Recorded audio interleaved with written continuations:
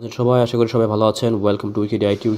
আইটির পক্ষ থেকে সবাইকে স্বাগতম। আজকে আমরা নতুন একটি বিষয় নিয়ে আপনাদের সামনে হাজির হয়ে গেলাম। সেই বিষয়টি হচ্ছে যারা নতুন ইউটিউবার রয়েছেন তারা অনেকেই কমেন্টস করছেন, ইনবক্স করছেন একটি বিষয় নিয়ে। সেটি হচ্ছে যে ইউটিউব যে স্টুডিওটি রয়েছে সেই স্টুডিওতে আমরা যদি ভিজিট করি বা ভিউ করি বা স্ক্রল করি তাহলে আমাদের চ্যানেলে কোনো সমস্যা হবে কি না বা প্রবলেম হবে কি না, আপনার র্যাঙ্কিং কমে যাবে কি না, আমরা সেই বিষয়ে আজকে আলোচনা করব। চলুন দেখে আসি ছোট্ট একটি ইন্ট্রোর পর।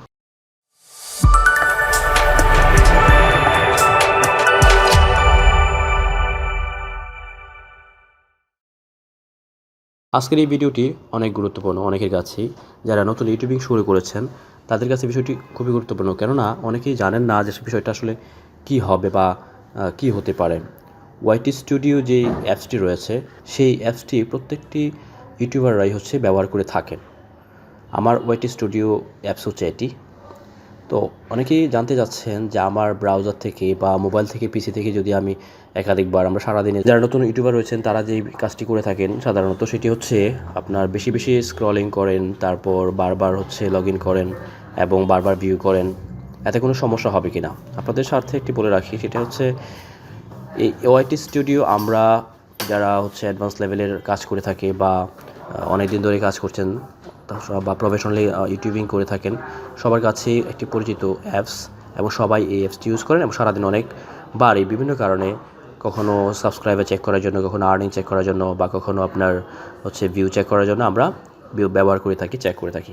বিভিন্ন স্ট্যাটিস্টিক্স বা অ্যানালাইটিক্স আমরা এই অ্যাপসের মাধ্যমে চেক করে থাকি। সো একটি আনন্দের বিষয় হচ্ছে যে এই অ্যাপসটি যতবার ব্যবহার করেন না কেন কোনো সমস্যা হবে না, আপনি রিল্যাক্সে এই অ্যাপসটি ব্যবহার করতে পারেন। অ্যাপস ভিউয়ের জন্য বা অ্যাপস স্ক্রলিংয়ের জন্য কোনো র্যাঙ্কিংয়ের প্রভাব পড়বে না বা ভিউ কমে যাবে না বা র্যাঙ্ক হারাবে না।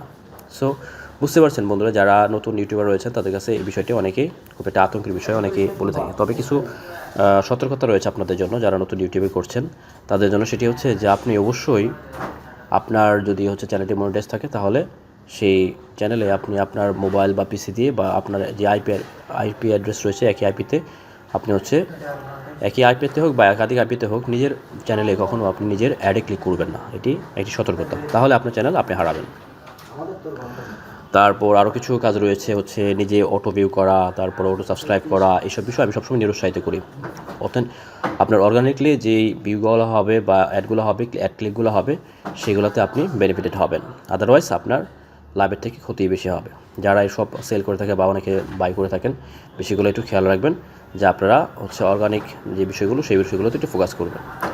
তো বন্ধুরা, এই ছিল আজকে আমাদের যে ইউটিউব ওয়াইটি স্টুডিও বিষয়ে একটি সতর্কতামূলক বা সচেতনতামূলক একটি ভিডিও। ভালো থাকবেন, পরবর্তীতে দেখা হবে নতুন কোনো ভিডিওতে। আসসালামু আলাইকুম।